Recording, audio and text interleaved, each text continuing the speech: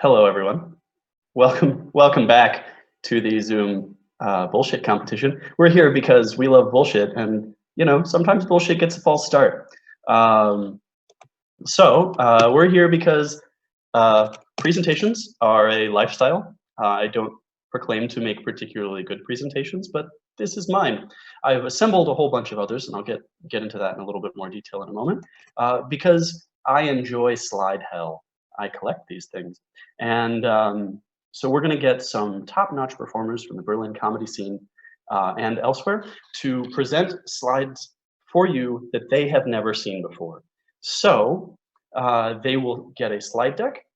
Slide one, they will give an introduction as if they know what they're talking about, and they'll have some time to convince you of their expertise. Where did these slides all come from? Great question. I've been collecting for many years myself, including some of these that I made for myself, but I've asked for help from others. Now, we'll only see 6 total slide decks today, but I have dozens, and they come from my mom, my brother-in-law, his former housemate, her brother, a high school friend, his wife, an ex, that's fine, we're all right, it's cool. And some random person from my undergraduate who I had not talked to in literally a decade sent me what I think is one of the finest slide decks of all times.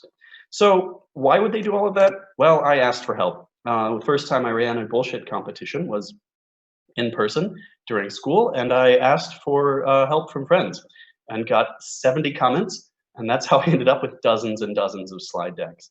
So I'd like to thank everyone who donated slides. These were all given with the consent that we would be using them in bullshit competitions, so you know they are genuine, fresh, authentic, and ready to go.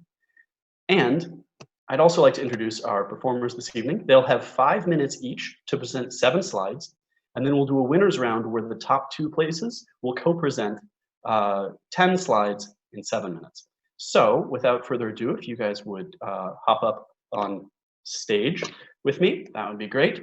There's Georg, Liliana, that's Lindsay, and then we've got Emma and Carl. Carl is somewhere. Hello. Intermission is not a person, but we'll have a little bit of a brief break there. We'll continue the comedy with something that's not a slide presentation for your maximum enjoyment. So if I could get everyone else off screen except for Georg, stick around. Let's get into the presentations. All right, I'm gonna take myself off, and away you go. Okay, yes, thank you for coming to my presentation on making sense of sex, guiding our teens. My name is Kathleen Fischer. Let's start the presentation, please. So I'm just going to read out what it says right there on this slide, because this is pretty much how educating our kids started. When our kids were younger, we read to them, and just to get us all back into this mindset of talking to our kids who are teenagers now, I will read out this slide to you. All adults should be deeply concerned about raising children in any culture that seems to most value looking good, not being good. This is a quote. So it is important that we teach our kids that while looking good is nice, being good is more important, especially being good in bed, which this presentation is all about. How do we, in a wholesome, not threatening way, and teach our kids how to be good in bed when they're of age appropriately. Next slide, please. So, yeah, there is a photo of my Second Life avatar. In Second Life, I am playing a nurse, educator, parenting specialist, and so on. You can find out more about that on my secondlife.com/Kathleen, blah, blah, blah. Let's go. Let's jump right. Let's finally, without further ado, get to the content of this presentation. Next slide, please. So, yeah. I'm going to talk about the opportunities regarding convos about sex and stuff. And yeah, this is actually how I choose to frame this, because the most important thing if you talk to your teenagers about sex is to feel to use cool language. You don't say, let's talk about intercourse, rather say, hey, buddy, let's talk about sex and stuff. So parents do often feel inadequate for the job, and there's more problems like this one. Yet parent-child relationship is far more powerful than any other, which is why we should trust that we have what it takes to educate our kids about, the greatest pastime in the world. As I said in the beginning, we can still do that in an appropriate, wholesome way, but there is no reason why we should not teach our kids how to perform good oral sex, but we can certainly tell them the importance of performing oral sex. Next slide, please. See, exactly. You observe and detect things that no one else will. This is as true of performing oral sex as it is about a parent-child relationships in very, very different ways. I can hear all your stupid heckles. Yeah, when I give this presentation in schools, I always get the sex. No, I'm just saying, when you perform oral sex, you observe and detect things no one else will, like slight differences in tastes of the clitoral gland or the penile gland, and in a similar way as no, the last time I said it this way, I got actually chased off the school grounds. So let's just get to the next slide. Yes, you love your child like no one else does, which is good, which is exactly how it should be, And obviously, this is about unconditional emotional love, but I can just reiterate, part of that is not making your child into a good lover, giving your child the opportunity of becoming the best lover they can be. Next, please. It's a privilege, right? Let's go through this. Like, there's 2 more slides. Exactly. Now, during class, we will not all argue, especially, and I think I'm just going to close my presentation with the importance of agreement. Exactly. No, go to the next slide. That was fine. We're not arguing. This is right. We look at the current culture. The culture between parents and kids should not be arguing, So essentially, what that means is, if your child tells you that they and their partner are doing fine in bed, you just believe them. You don't argue. Your kids have that covered. Why are we all making such a big thing about talking to our kids about sex? Just let them figure it out. That's my message. 1 minute Thank you very much. What? 1 minute? Oh. On my timer, it says I'm already at 5 minutes. Oh, sorry. My bad. So thank you very much. That's all. Well, thank you. Thank you so much. We'll have Liliana up here next. And Georg, if you don't mind turning off your video. Of course. And audio. All right. Liliana, whenever you're ready.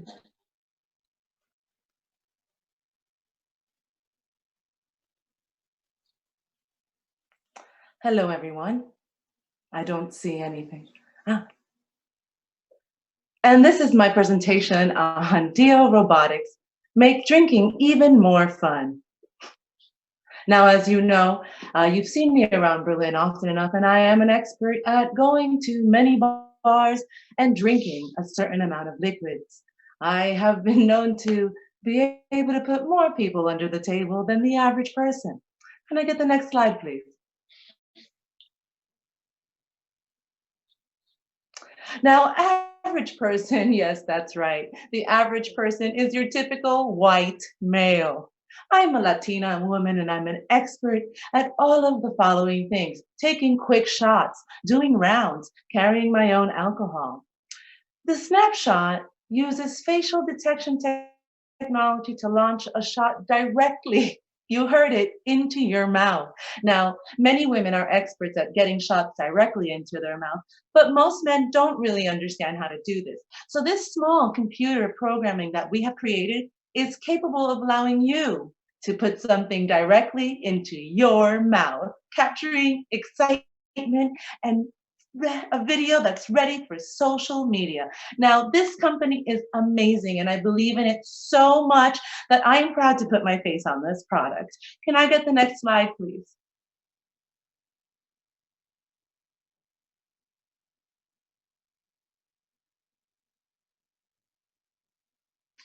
As you see here,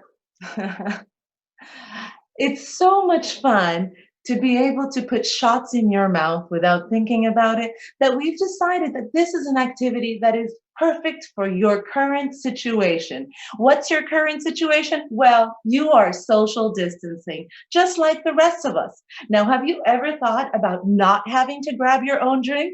That's right, you could sit across from a pool table. I'm telling you, most people I know do have pool tables in their house. So this one's for you. Just open your mouth. Yes, next slide. Excellent, excellent. Just open your mouth and let that shot go right in. Now, because if it happens without being shared on social media, did it really happen? No, I tell you, as an expert, an influencer, a deported personality, and a person that is wanted in multiple states, if you're not on social media, you do not exist. Now, you can do multiple things to isolate or confuse people about your identity, but most importantly, share, share, share. You can't let people just think you're a drunk. You have to give them proof that you're a wild child, that you're capable of going out there and surrendering into shots and shots and shots and shots. Now you go there and remember that our product, D2O Robotics, is the best product for you. It's gender non-specific and comes in all sizes, small shots, large shots, and medium shots. Whatever shot fits your mouth, we've got it. And you can hashtag this every time. Thank you.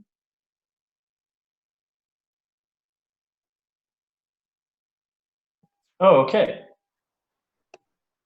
Finished early. I'm All an right. expert. Good work. Excellent. Shots fired. Well played. All right. Next up, we've got Carl. There we go. That looks like a screen.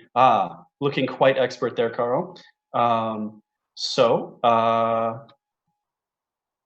Whenever you're ready, take it away. Good evening, everybody. My name is Carl Clancy. I'm here to talk to you this evening about Baker's Blasters. Now, please bear in mind that this is just a review of the mock-up. And it's, as you'll see by the date, it's a little out of date. We've had a lot of trouble getting this project off the ground. I'll go into that during during the presentation. But yeah, it's been close to 10 years now. But this is something. The Baker's Blaster is something. It's a bit of labor of love for me. It's something that's very close to my heart. So I'm just super excited to present this for you now. If we can move on the slide, please, Will. So yeah, here it is. Here's the mock-up, lovingly designed by our team in Taiwan. In short, this is a cake decorating appliance. It shoots a variety of toppings. It's fun yet efficient. And although it does have a lot of home applications, it's primarily for bakeries. Now, the mock-up features an auger feeding device, which I will explain to you in a minute. And one of I suppose the feature that I'm most excited for, the kind of unique selling point, is that the continuous flow that we achieve through the beautifully designed built-in fan. Also, it was very important to us that this was all cordless. Now, this was more difficult back in 2010 when battery technology had not come along as far as it has now. The battery pack used to have to be mounted on a backpack, which was pretty inconvenient for the user, we found. Primarily as well because we found that a lot of bakers tend to have back pain anyway due to their the rigors of their job. There are also health and safety concerns when you have multiple bakers in the one bakery wearing a large, bulky, heavy backpack and turning around and bumping into each other. We had a lot of lawsuits that honestly, I can't really comment on the specifics. Some of them are still pending, but please don't let that detract from your enjoyment of this presentation. If we can move the slide on again, please, Will. Now, this is where it gets technical. This is the science part, so I need you all to concentrate. The market has evolved a lot over the last 10 years, and indeed before. So if we take two case studies we have here, first off is Toscanini's ice cream shop, where I spent many an hour as a youth. My mother would abandon me there for days at a time, and she would go off gallivanting around the town. And then, of course, the Party Favors Bakery, which is somewhere that I was banned from attending by my mother for reasons that are still unclear to me. But I'm working through this with my therapist now. So what we have here is a Venn diagram. So on the one side with Toscanini's, it's theatrical, and they're big about the topping bursts. My mum used to scold me terribly when I'd come home covered in toppings, but it never deterred me. Something about just having raspberry syrup and sugar strands dripping down my face, just anything to get my mother's attention, really, and that really did the job. On the other side of the diagram, Party Favors is efficient, and here's that key point again, the continuous flow. It's really very important. A burst of topping is one thing, but a continuous flow of toppings oozing all over my face is something that has really been, it's just been a goal of mine since I was a child. And so the meeting of these two establishments happens in the middle of the Venn diagram, given that they're both easily cleaned and both cordless. Toscanini's managed to run an ice cream shop for over 100 years with not a single cord in the place. Party Favors tried to emulate this, but there was a huge scandal, you may remember, back in 2007 when someone found an Ethernet cable there, and they never recovered from the publicity. Next slide, please. Okay, there's a lot of writing in this one, but let me just explain the product contract to you. The product contract enables bakeries in commercial kitchens to effectively decorate cakes with projectile toppings. So we have three columns here. We've got customer needs, design attributes, and engineering specifications.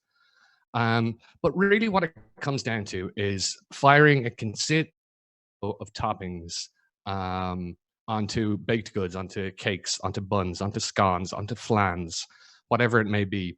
Now, there's a toss-up. There's kind of a balance to be found for efficiency here. It's very important that you have a continuous feed of baked goods to have the toppings, the projectile toppings, shot onto. Otherwise, you will waste toppings. I am providing a guarantee for the first 3 units sold that I will do my best to show up to your bakery, lie on the floor, and catch any of the excess toppings on my face. Ideally, you'd be willing to wear a rubber mask that looks like my mother's face, but we can get into that. There's so much on this slide. You know what? You'll all be given handouts. Just a couple of really important things. This thing must be untethered and under £5. I mentioned the back pain before. I have a kind of an aversion to cables, as you may have picked up on already. Anything kind of long, finish up quick. Okay, let's move on. We've got more slides to get through. I'm sorry, Mother, I didn't. Okay, so the key risks of this, the feeding mechanism. It's nearly clog proof. Okay, we're working at the kinks. We still do get some clogs. Again, I will come along and personally tongue your feeding mechanism to remove it from all the toppings from it, and try and keep the controlled flow rate controlled and continuous, and just spraying all over my face. The propulsion mechanism, we've nailed it. We've actually cracked this. The flow is strong. The flow is steady. It doesn't give you a moment to recover. It's almost like being face waterboarded by liquid sugar. Next slide. This is my college days. I made a lot of bongs. I learned a lot about funnels, about fluid dynamics. Shutter speed from my dabblings in photography. My mother made me photograph her just continually. The auger system, we don't have time to get into it. I'm sorry, I get very flustered when I think about my mother and sugar spraying all over my face. Last slide, please, Will. We'll just try and rifle through this. I'll get out of your way. These are all prototypes that I made at home. Mother wasn't happy with them. Mother doesn't let me use compressed air anymore. So I've had to use a fan, which is uncompressed air, which makes the toppings go everywhere. But please, just give me a chance to turn up at your bakery and cover myself in sugar. You won't regret it. Thank you. All right, thank you, Carl. Please stay on. And everyone else, if you guys don't mind coming up here, it's now intermission, which means that was great. Didn't even seem half baked there. So we've got intermission. We're going to ask our wonderful performers some questions from the audience, which I should have prompted you before to start submitting, because the Twitch stream's a few seconds behind. But if you could go ahead and ask any questions about the presentations that you've already seen, our performers are going to answer those questions here very shortly. And Summer, who is running all of our tech for stuff, is just going to be the voice out of the heavens that tells us what the questions are, and then we'll kick it off and get some answers. So, Summer, do we have any questions? Well, I have a question. Go for it. How do I get my husband to do the laundry? Your Husband. Once. To Help. wherever He. Can. but He. just Forgets. To. open His. zipper. After. Sex. unfortunately Hazards. Include Spillage. Yes. yes. That's exactly the answer I wanted. I have another question for you. And that is, what advice do you give to a boy who has fantasies about his mom? wait, that wasn't from my dad, right? No. Last That was not presentation. from your dad. Was it from my mum? Mum, you promised you wouldn't tune Was in. it from my son? I don't know, Right. guys. That's The answer username was- is not pronounceable, otherwise I would. Can you repeat the question? Yes, I can. What advice do you give to a boy who has fantasies about his mom? You Start. Thinking. About Trolling. other Mothers. Then. you Desist. by Refusing. To. masturbate. Completely. Solid advice. I'll take it on. Yep. I mean, that is I hope someone takes it on that's board. exactly what I was going to say. Yep. Okay, Problem. let's get right back into it. What would a bunch of presentations be without some white man interrupting it all? So let's keep rolling here. Emma, if you don't mind staying out, Yep. you're up next, and I will mute myself and take it away whenever you want. Sure, absolutely. Yes, I have some very exciting stuff to talk to you today. It's actually about silicon nanowires. So they're not huge wires, they're nanowires. They're the smallest wires, very tiny wires for sticking biological stuff together. And also getting drugs in. So it's kind of like microdosing. Next slide, please. We're talking about microdosing. Yep, microdosing. The background is I like really small things. I used to work with small wires, but they weren't small enough, so I went all the way down to nanowires.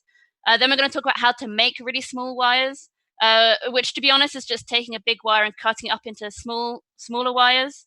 Adhesion, glue, we just stick them together. Cell response and toxicity, that's my favorite bit. That is specifically about how the white cells and the red cells react to the tiny wires, and some cells make the drugs really good, and some drugs make the cells really bad.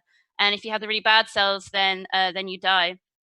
And loading, you want to make sure that your tiny wires are fully loaded up with all the drugs. In conclusion, tinier wires. The world needs tinier wires. And at the moment, they're telling me that the wires are small enough, but in the future, I think we can have hyper nano wires. Next slide, please. Why patients like it? Painless. I don't know if you've ever had an injection or if you've had a blood test, but that's kind of painful.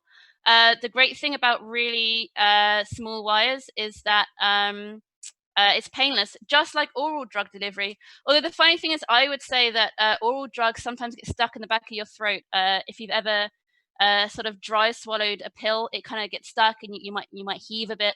The great thing about tiny wires, there's no dry heaving. Also, oral drugs, inexpensive, user-friendly. Inexpensive outside of Germany, I'd like to say. I don't know if you've ever had a hangover and gone to the apotheker and asked for some ibuprofen. Costs you around €8. Yeah, user-friendly. You pop it out. Minimal clinical oversight. Yep. Why pharma like it? Pharma like pills because they're colorful. You can print little logos on them and numbers and letters and things like that. And yeah, it's a huge industry. 43 billion in 2008 back in the day. Yeah, that's it. Pharma likes money. Next slide, please. Yes, as you can see, you can also put pills in your butt, in the big intestine and the small intestine. Yeah, this is the thing with oral delivery. The problem with oral delivery, if you put a pill in your mouth, eventually it comes out of your butt, generally in poo, and that can be super acidic. It can burn your butt. It can give you peristalsis. That's when that's another word for hemorrhoids, probably. I don't know. And it can really just fuck up your butt if you have too many pills. So this is exactly, again, guys, I'm going to say it again. This is why we want small wires. We want tiny wires to give you drugs. Areas for improvement. This isn't about your butt specifically. I always like to drop that joke in there at that point. No, penetrate mucus layer. Tiny wires penetrate the layer of your mucus. They stick to your cells, and they carry an adequate volume of drugs to your butt. Yep. Next slide, please. Yeah. Oh, this is my favorite one, actually. This is when we start talking about the nanoparticles. So microparticles, small, nanoparticles, even smaller. I actually have a great joke about what did the microparticle say to the nanoparticle? This place isn't big enough for the two of us. That normally gets a big laugh. I don't know if you guys get it, but it's actually quite funny. Yeah, so so as you can see here, we have your motile mucus layer. That's the really sticky part. But then even stickier than the motile mucus layer is the adherent mucus layer. And your epithelial cells, that's something to do with your skin. So this is like the sticky stuff that's on your skin that the small wires need to get inside when we give you the drugs with a wire. Speed it on up. And there's one thing I love, and that's a large payload. And next slide, please. Yes, so as you can see, we've got your kidneys here. There's your tight junctions. You know, the best thing about nano stuff is that it can get through tight junctions. Micros cannot get through tight junctions, nanos can. And what you're trying to do is to get those drugs not straight into your mouth. You want to get the drug straight through the skin, straight through all the other bits of your skin, and straight into that extracellular fluid, because that's where the drugs hit. Yes, thank you, please. Next slide. So, in conclusion, I may have one tight junction. Some of us have multiple tight junctions.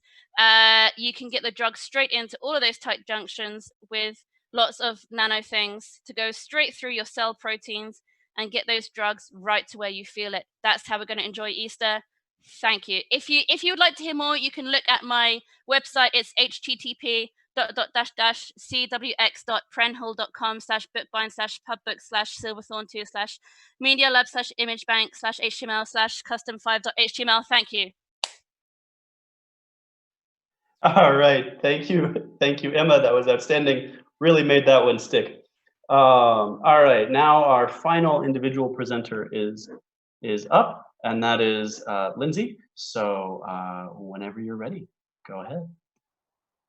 Hello, good evening. I would like to talk to you this evening about canine separation anxiety. Yes, it is I, Laura Coulter, nationally recognized expert in canine separation anxiety. Oh, this slide looks familiar. Who hasn't lost a couple sofas to Rover there? Next slide. Now, I know you all know what children feel like when we leave the house. They're like, don't go, mommy, don't go. Well, dogs, it's pretty much multiplied times 1,000. How does this manifest itself? Separation anxiety in a child might manifest in defecating on the floor, but we'll move on from that. They say it's a phase. In dogs, it might manifest behaviors while alone, urinating and defecating, excess salivating, barking and persistent howling, neighbors complaining, obviously, chewing, digging, destruction, general performance art. All of these behaviors are completely normal in your dog. They tend to escape if they're a little bit of a Houdini dog. And they like to pace a lot if they're a more pensive, philosophical kind of dog. Usually the onset of this behavior starts within about 30 minutes from the time you abandon them cruelly to go to your work and earn money to pay for their food. Why are they so ungrateful? I don't know. And it usually peaks within 30 minutes and then declines. And because, you know, the dog runs out of ways to ruin your life, this sort of can repeat in a cyclic fashion or stop after the first bout. But that would be lucky, right? Next slide. This is hyper-attachment. This is what causes the separation anxiety.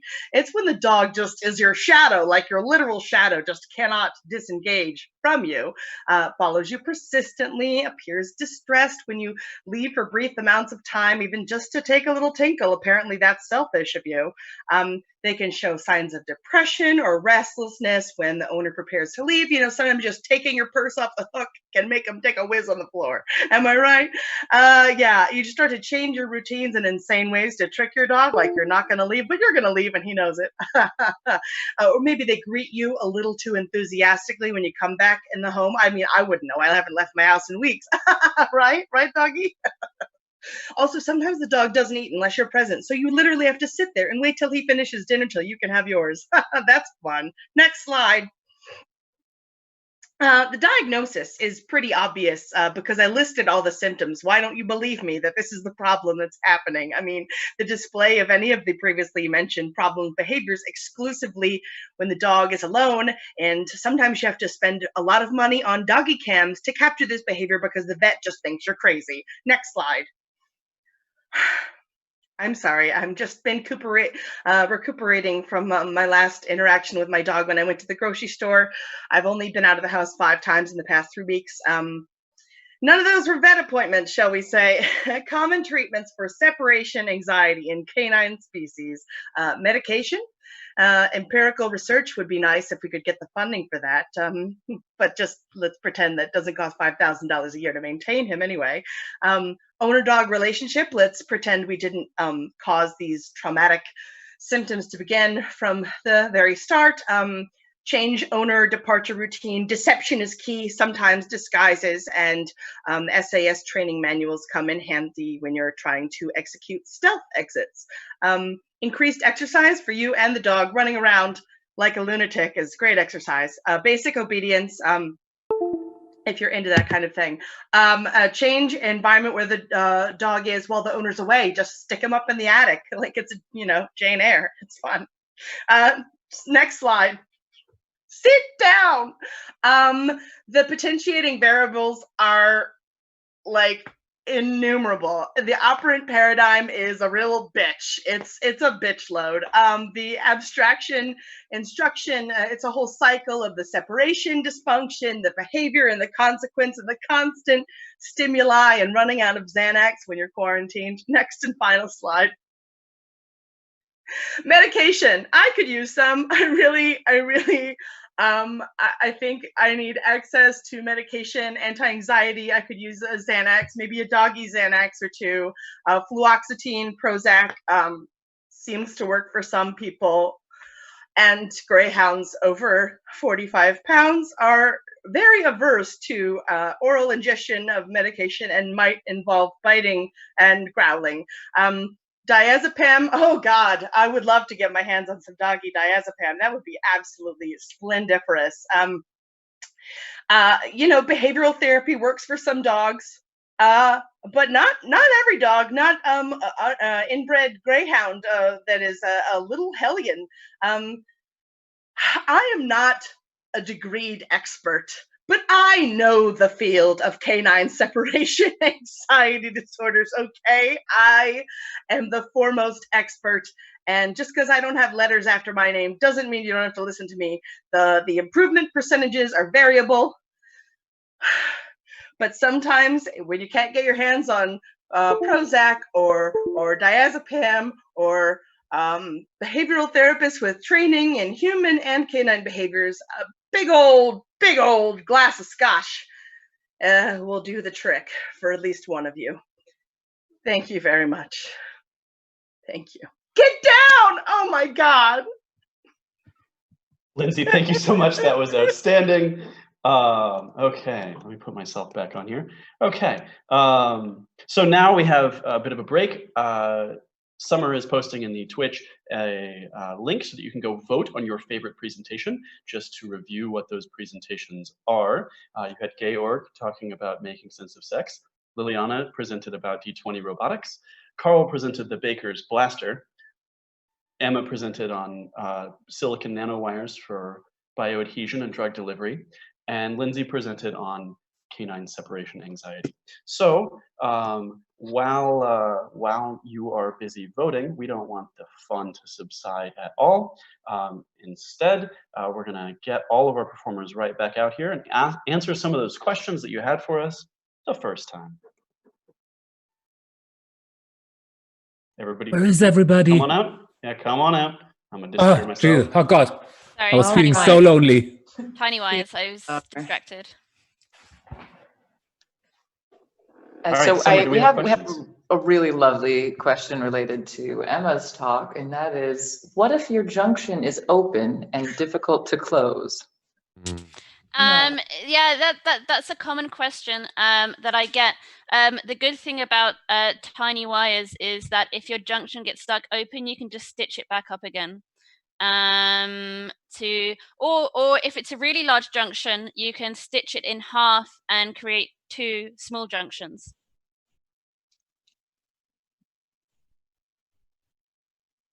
Asked and answered. Yeah, that's it. I mean, Yeah, that was a very comprehensive answer. Yeah, you're welcome. Back to the questions that can be answered one word at a time. Your father asked, how often do you shoot pool?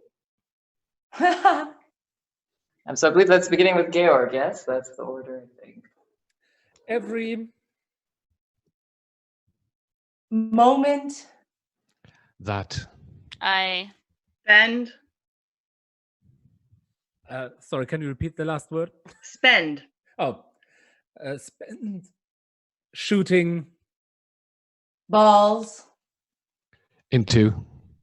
holes Is pure enlightened Joy. Yes. Okay. New question is, can I get my pets interested in any of these topics? you must Perceive. to understand. that one Cannot. just Walk. into a Pet store. one Must. instead focus Your. force And concentrate continuously On. science. Yes, thank you. Where can we order the tiny wires? they come Individually. And. Bundled. S. Dozens. And. Dozens. Gross. All right. Well, maybe one more question, and then we'll get our winners up there. All right. The question was if Lindsay's advice would work for other animals like cats, spiders, or hamsters. Cats. Never. Want. To. Involve. Anyone. In. There. Stuff. However. If. Spiders. Think. That. They. Love. You. Then. You. Might. Just.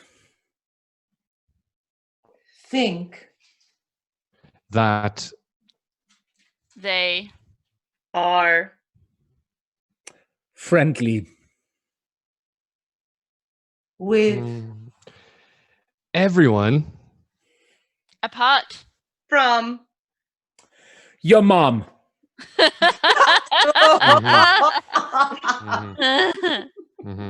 So true. All right, cool. So we have results in. There's some votes in. Our third place this evening is Carl, presenting Baker's Blaster. Well done, Carl.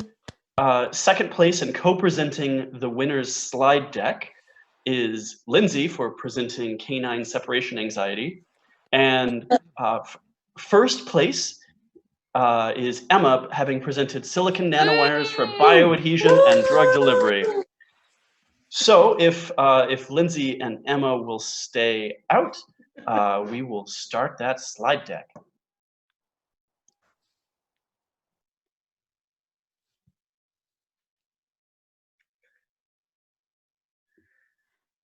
Yeah, we are two women that that are super excited to present this to you. Lindsay, please, I'm too excited. Let's talk about gamma rays, you guys. I want to get down with this guy named Enrico Fermi. He had some things to say about physics.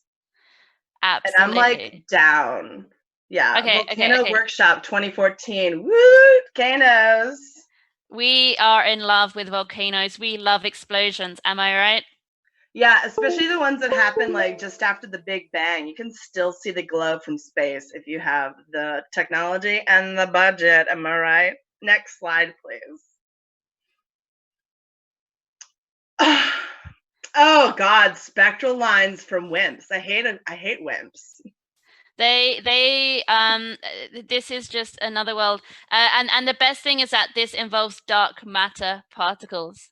You know what I mean? Yeah, so the acronym WIMP stands for Weakly Interacting Massive Particle. Get it? Because scientists have sense of humor as well. It's a WIMP. It interacts weakly, ergo sum, ergo est.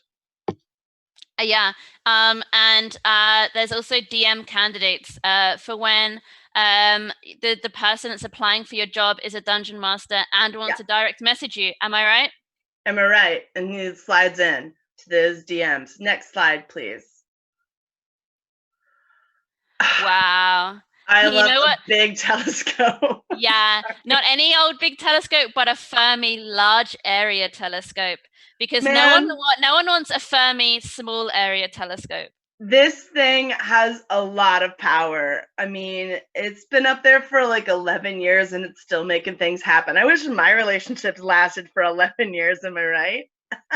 Yeah, me too. Yeah, I don't think any of my exes were had enough scope to see 20% of the sky at any instant. Let's just say that they were a little bit more narrow in their aspect ratio. The thing is, I wish I'd said to them at the beginning that there's a 5-year mission minimum, you know? Like, yeah, right? Yeah. Like, Let's plan ahead. Let's think about the And future. like if the goal is 10 years, but I mean, at least 5 years, you know, if you can at least commit to 5 years, 10 years would be great, but 5 years is fine. Dr. Aldridge, can I just tell you, FYI, I'm planning a little unmanned mission for my next voyage. I'm done. Next slide. I want to hear all about your big bangs. Right. It's much better without a guy. Okay. Oh, man.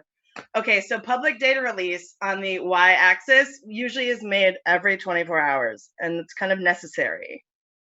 Hey, remember that time we went partying, and you did a side strip tracker, like not any, like not stripping, but like a side strip tracker? Yeah, that was what I call the trigger and filter, is where I get someone's attention and then I cover their face so they can't see that I'm naked. And that's where we got the idea for this mechanism. That is exactly true. And on the incidence angle, according to the police, it never happened. Yeah, absolutely. And there was a lot of collaboration. There was a guy from Sweden. There was Jens. Then there was an Italian Fernando. guy. Yeah, Fernando. And Francois. Then, Francois. And Heinrich from Japan. His parents really liked Germany a lot. Yeah. Such an awkward Heinrich Yen. What a weird name. Yeah. Brad from Wisconsin also there. That was a great bunch. Brad, he never writes me. Next slide. I never planned to stay in university for 8 years, but my parents just kept paying, so I stayed. Oh, high energy line. Yeah. So there's 5 regions of interest from head to toe, you know. With the reprocessed data of the calorimeter calibration constants, basically we're checking heat, right, Dr. Aldridge? Absolutely. Hey, remember that time when we went to a party and I said, hey, this isn't any old masking party. This is a no SRC masking party. Yeah, but then you brought out the robot that kept shooting shots into people's mouth. And so I had to counter you with the frosting gun.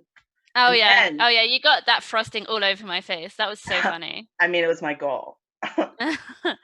Any hole is a goal. Is that why you're so bad at golf, Dr. Aldridge?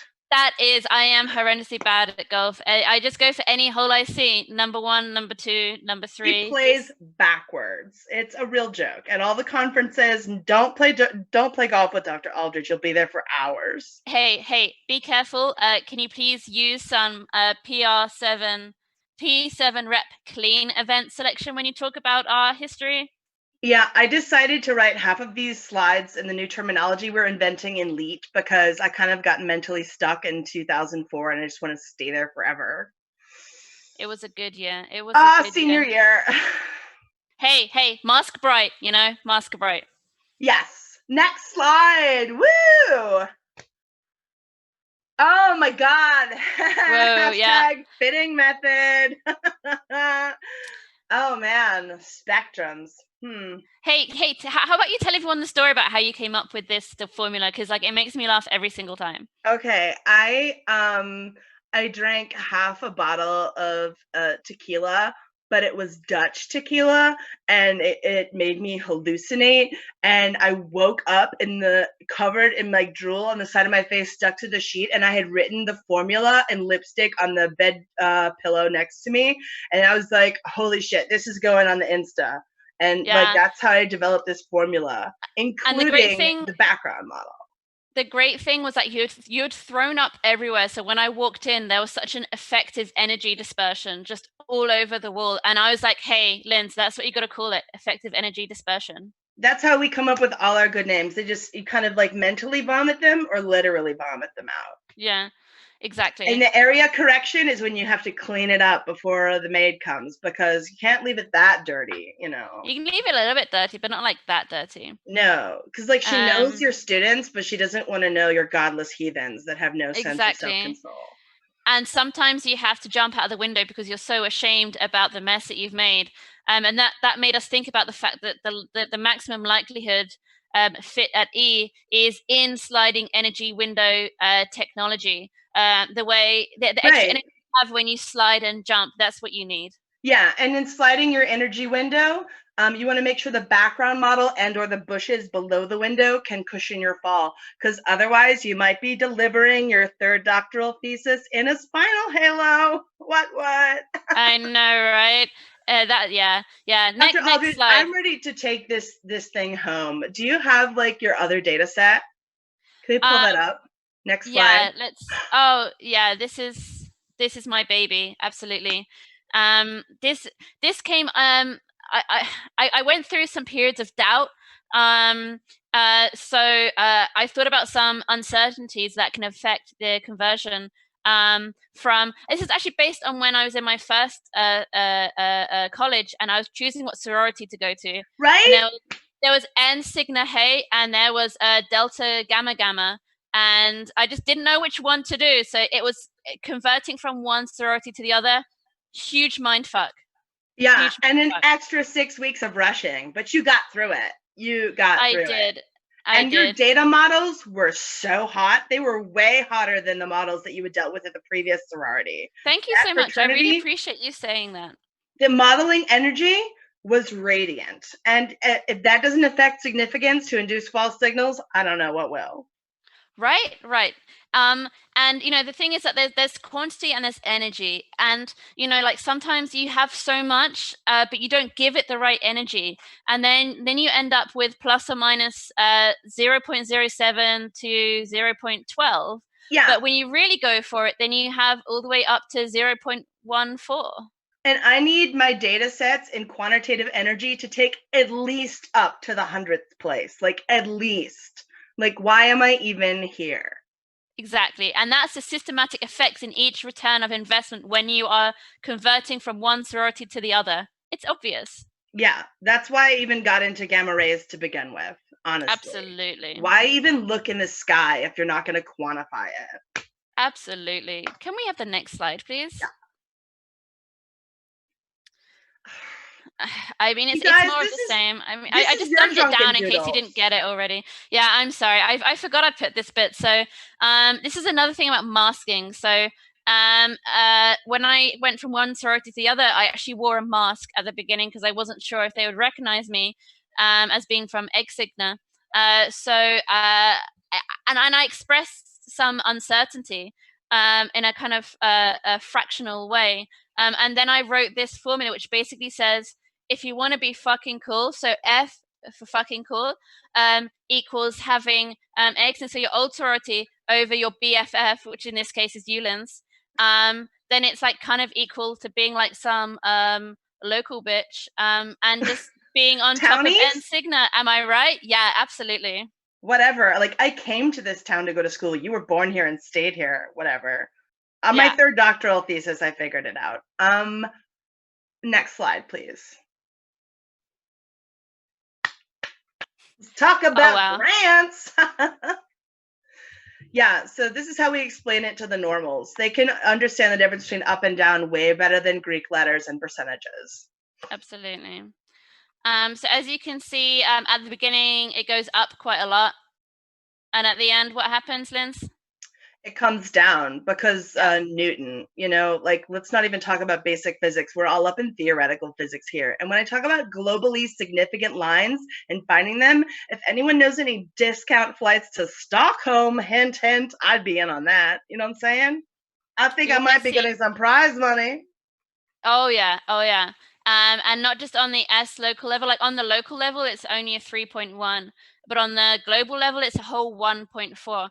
And a 1.4 in like the German grading system, where 1.4 is actually a really good grade. I just want to say we would not be here at all without Ackerman et al. That's a little joke for the gals in the Fermi lab. Yeah, if you're smart, you get it. Yeah. Okay, next slide. This is our final slide, right? I don't know. I think this is our final slide, No, we didn't remember. Okay. Wait, Lindsay, I've appreciated this journey with you so much, okay? Me too. It's about science and sisterhood and women in STEM and taking everyone seriously, even the most ridiculous humans. They have potential. Absolutely. So the final thing I want to say, at least, is that you're only at 95% of your upper limit right now. There's a whole other 5% you can do.